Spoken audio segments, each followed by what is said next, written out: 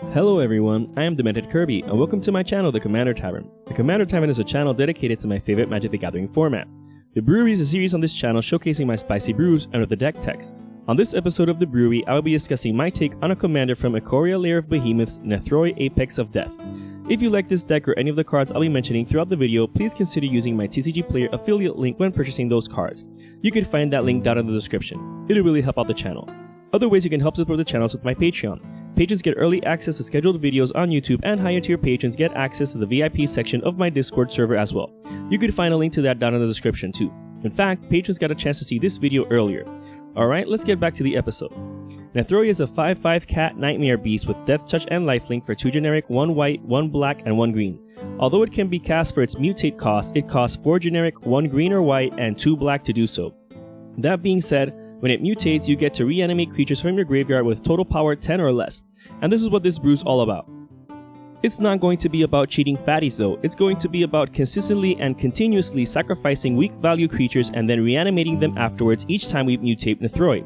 That way we can draw cards off of them, generate mana, or simply provide the pieces to other value engines in the deck. Since Nethroi is a key component of most value engines, let's see how we're going to protect it. The first thing we want to do is protect Nethroi from spot removal. Ideally, we want to mutate it onto a creature with hexproof. Fortunately, every creature with hexproof in the deck costs less than Nethroi's mutate cost, so it should be on the battlefield before you mutate Nethroi. Afterwards, these creatures can be used as sacrifice fodder when Nethroi already has hexproof from a previous creature.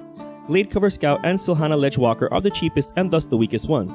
That being said, you can have either of these on the battlefield by turn 2. The Ledgewalker also helps make Nethroi harder to block, which is great. However, the best mutate targets for Nethroi are either Throne the Last Troll or Sigarda Host of Herons. Throne has regeneration, so it's also great at protecting Nethroi from board wipes that don't have the can't be regenerated clause.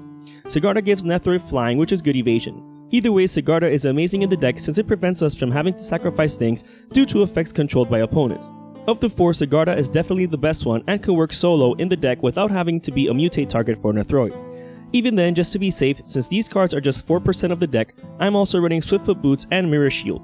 Even though the shield costs 1 more to equip than the boots, the important thing is that you'll be able to equip it onto a potential mutate target for Nethroi before you're able to mutate it from the command zone. However, Nethroi itself mutating isn't the only way to trigger its mutate ability. The deck's also running a bunch of mutate creatures to make quite the pile as well as trigger Nethroi when necessary. Vulpikeet and Glowstone Recluse help Nethroi grow larger every time it mutates. Although the goal of the deck isn't to win via commander damage, it is certainly a possibility when we have the board locked down. It also helps in gaining a ton of life since Nethroi has lifelink. Oh, and as a bonus, the Recluse also gives Nethroi reach. Cub Warden doesn't improve Nethroi since it already has lifelink, but every time it mutates, it'll create 2 casts with lifelink. These are great at chump blocking, but also as sacrifice fodder when needed. At worst, it's still a way to trigger Nethroi's reanimation ability when it mutates. Nethroi's ability can only reanimate creatures, but Boneyard Lurker can help recover any permanent from the graveyard. This could help recover any lost artifact, enchantment, or even fetch lands to play again and keep fixing that mana while thinning the deck of lands. Dirgebat, Gemrazor, and Sawtooth Demolisher are some of the most useful since they are spot removal you can stack on and also continue using. You're definitely going to want to try and get these on Nethroi first so that the other mutate spells trigger them. The bat has Flash, which is great to mutate in response to your graveyard being exiled, as well as a way to destroy a potential threat.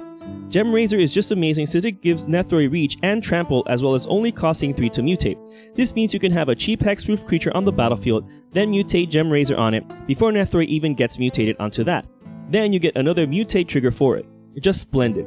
Same goes with Sawtusk Demolisher. It's cheaper to mutate than Nethroi, and when you do, it's basically a beast within on a body except that you can't target lands.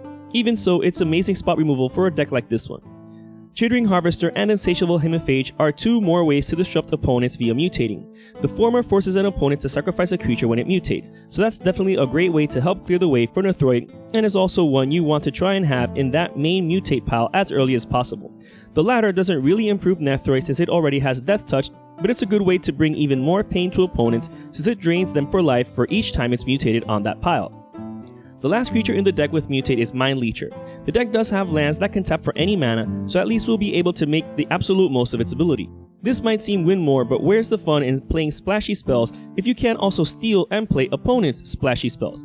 Either way, keep in mind that Nethroi wants to be mutating as often as possible, or at the very least when it's convenient, so it's important to have a healthy amount of creatures with mutate in the deck. That being said, the deck is running Erratic Portal just in case. Since the entire mutate pile changes zones as the target does, This is great to reset a mutate pile. Maybe you had to start mutating before Nethroi could be taken advantage of, or maybe you have multiple mutate piles. You could just bounce that pile to your hand and now you have even more ways of mutating Nethroi and the other creatures in order to not lose the potential of mutating as often as possible. So Erratic Portal can definitely come in handy. Speaking of cards that come in handy, Erratic Portal isn't the only way we're synergizing with Mutate in the deck. This deck has tons of value engines, some of which that overlap and synergize with each other. There's a reason we want to be reanimating lots of creatures, and that's because we're killing them off for value. So let's start with the ones that have a built-in sacrifice outlet like Dauntless Escort, Selfless Spirit, and Safi Eric's Daughter. We can sacrifice the first two in order to protect our board from a wrath effect, if we don't want our creatures dying. We can then return them to the battlefield later on when we mutate Nethroi. Safi helps in returning one creature to the battlefield when she dies. This is where things get very interesting with the mutate mechanic. If a pile leaves the battlefield to return, the game remembers the object but the pile doesn't return to the battlefield as a pile. It returns broken up. Why is this useful? Let's say you have a huge pile but an opponent is swinging at you with a beefy horde. One way to deal with that is to sacrifice Safi, targeting that mutate pile. Then you sacrifice the mutate pile to a sacrifice outlet. Then each creature in the pile returns by itself to the battlefield. This isn't the only way to use this tactic in a pinch either. Eldrazi Displacer can also help with this by blinking the pile. Just like with Safi, if a mutate pile is blinked, it returns to the battlefield as all of its separate pieces. So this can help shift strategies from going tall to going wide all in an instant. Eldrazi Displacer can also help protect creatures from spot removal by blinking them, so it's more than just pretty useful in the deck. Also, the deck's running Yavimaya Hollow just in case. Being able to regenerate any creature on a land is a great ability, and this card has helped me more times than I can count. However, with these permanents on the battlefield, you're pretty much telegraphing your opponents on what you can do to protect your board state, so they might be able to plan around it. So when the crap hits the fan, you're going to need some instant speed backup. Heroic Intervention, Flawless Maneuver, and Teferi's Protection are just that. Although Teferi's Protection can be incredibly useful against an overloaded Cyclonic Rift, getting our mutate piles bounced isn't that big a deal here, since recasting them for their mutate cost afterwards is more beneficial to us. So it actually does us a favor. Now, since not every creature has built-in self-sacrifice potential, we need some sacrifice outlets. This Reseal helps us improve our draws with that Scribe 1 ability all for free. No mana needed is the best kind of sacrifice outlet. Another free sacrifice outlet is Fanatical Devotion. We can use this to regenerate a creature we'd rather keep on the battlefield. But with the way regeneration works now, we can use this as a free sacrifice outlet and target any creature we want if need be. However, the best free sacrifice outlets in the deck are Ashnod's Altar and Phyrexian Altar. With our commander costing 7 mana to mutate, the deck needs to generate a ton of mana, but we'll see the rest of those cards later on. The important thing about these altars is that we can sacrifice cheap creatures in order to get the mana to cast Nethroi for its mutate cost from the command zone, and then those sacrifice weenies return to the battlefield afterwards as if nothing happened. So it's almost like we cast Nethroi for free. We can also take advantage of sacrificing our creatures for value by also doing so to our opponent's disdain. The deck's running Dictate of Erebos and Grave Pact because what would a deck with an Aristocrat's sub-theme be if we can't also make opponents suffer? If we're able to consistently sacrifice creatures but also get them back, chances are that we'll have the board clear for our own creatures to get through. Don't worry though, the deck's running Beast Within and Generous Gift for anything that isn't a creature. It can still target a creature in a pinch, but it's more for other permanent types. However, if our circumstances are too dire, the deck's running Damnation, Wrath of God, Toxic Deluge, and All Is Dust. We can bounce back from our own Damnation and Wrath of God with our effects that make our creatures indestructible, so we can be the only one with creatures on the battlefield afterwards. However, if an opponent also has indestructible creatures, Toxic Deluge gets the job done. With the amount of life we can gain in this deck, we'll be able to take out the entire board with enough life. We'd lose our creatures this way, but the deck is Reanimator, so we shouldn't be as put back as the rest of the table. All Is Dust is our red button board wipe. If there's too many enchantments and planeswalkers as well as creatures, or if the board state is just one big headache, wipe it all away with All Is Dust. Fortunately, the deck includes a couple of cards that not only synergize with our sacrifice reanimate hijinxes, but will also recover our board state even after Toxic Deluge or All Is Dust. Those are Luminous Broodmoth and Mikaeus the Unhallowed. Even though Nethroi can reanimate creatures when it mutates, we can't just depend on our commander or the luck of drawing into a creature with mutate. Both of these creatures have the potential of returning our killed creatures at least once again. However, with both of them on the battlefield, we can take advantage of the stack in order to get infinite triggers. Let's see how it's done and why it's so important to understand the stack. Let's say we have both of these creatures on the battlefield along with Phyrexian Altar and some other non-token creature. When we sacrifice that creature, both Mikaeus and Mothra trigger. Now, you can choose to stack those triggers however you choose. Let's say we stack it in such a way that Undying resolves first. So, when the creature returns to the battlefield with a +1/+1 counter on it from Mikaeus, we're going to sacrifice it in response to Mothra's trigger so that it does not get a flying counter. Since it died with a +1/+1 counter on it, Undying won't trigger. However, since it didn't have flying yet, Mothra still triggers. Now it returns to the battlefield with a flying counter on it, but not a +1/+1 counter. You can sacrifice it to the altar. The Undying will now trigger, but not Mothra. That's fine since it's going to enter the battlefield with a +1/+1 counter on it. Now, in response to Mothra's trigger of putting a flying counter on it, sacrifice it to the altar.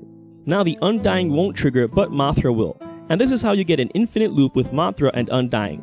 This can generate infinite mana, but you can also abuse this interaction with any sacrifice outlet you're getting value for.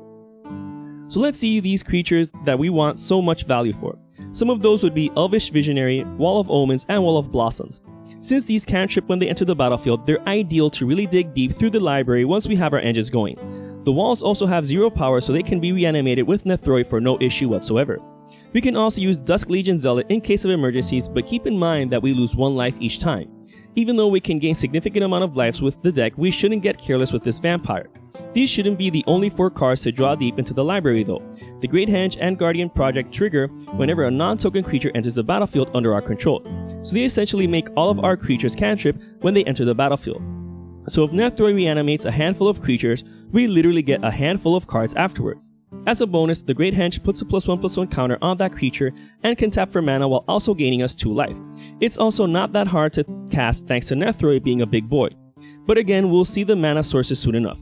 Beast Whisperer and Primordial Sage help us draw a card whenever we cast a creature. These also trigger when we mutate a creature since it's a creature spell being cast.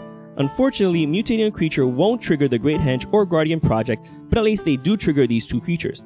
We can also just cast Return of the Wild Speaker in a pinch to draw a handful of cards since we have a healthy amount of fatties in the deck.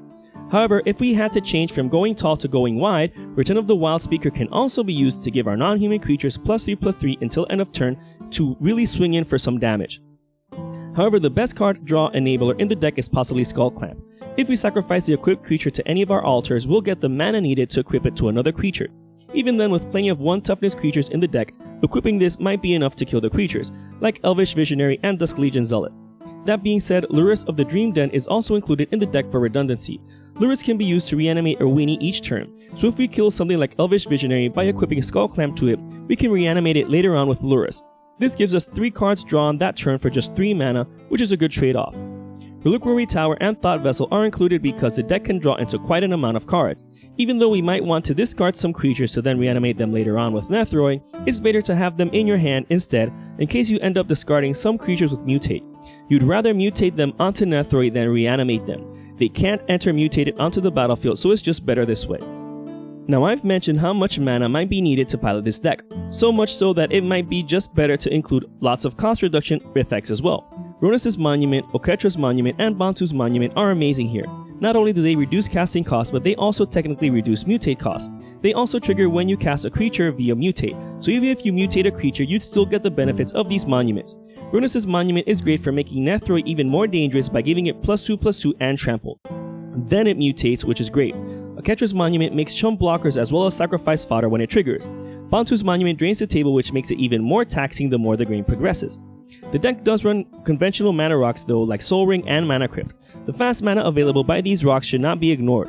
Also, they're cheap enough to be recast with Lurrus if they were to get destroyed. Since we're going to need mutate targets whatever happens, the deck doesn't diversify as much with its mana resources since the mana dorks can also be used as mutate targets in a pinch. This is why Birds of Paradise, Llanowar Elves, Fyndhorn Elves, Elvish Mystic, and Elves of Deep Shadow are included as the 1-drop mana dorks, but not Avacyn's Pilgrim since it's a human, for example. Not only can these 1-drops tap for mana, but we can also sacrifice them for value and reanimate them later on with Nethroi since their power is so low. Notwithstanding, Bloom Tender and Selvala Heart of the Wilds are also included due to the amount of mana they can generate. Bloom Tender can tap for white, black, green, while Selvala can tap for a ton more if we have a fatty on the battlefield. Again, being non-human means that they can function as a mutate target in a pinch. Gaia's Cradle is included since the deck is so creature heavy. This becomes even more epic when a mutate pile returns to the battlefield as each of its components separated, so it's definitely an amazing land for the deck. Speaking of lands, that's the rest of the deck. The deck's running all 10 fetch lands, all 3 dual lands, all 3 shock lands, all 3 horizon lands, all 3 pain lands, Command Tower, City of Brass, Mana Confluence, Reflecting Pool, Indatha Triome, and Murmuring Bosk, as well as 2 of each basic snow land in case opponents are running anything that benefits us for it. With all the life the deck gains, you have the luxury of running so many lands that hurt us when tapped for mana. Keep in mind though that this is the only color identity that can run all 3 Horizon lands, as well as both fetchable lands that can tap for either color of its mana, so it's great that we can take full advantage of these lands. This brew is just an idea of how to build around Nethroi Apex of Death. What I like most about this deck is that it's not linear since it has so many different ways to play. All the value engines overlap and their pieces synergize with each other. You can also switch it up at the turn of a dime if the situation calls for it, so there's definitely plenty of split-second decisions to be made when piloting this deck. It combines aspects of archetypes like Stompy, Reanimator, and Aristocrats all in one. If you're interested in the deck list of this spicy brew of mine, you can find a link to it down in the description. I would like to thank all my patrons for supporting me, and a quick shout out to all my higher tier patrons, the brewers, for their patronage. I'd also like to thank anyone using my TCG Player affiliate link, that also helps out the channel. And to everyone, thanks for watching this episode of The Brewery on the Commander Tavern. I am Demented Kirby, and happy brewing.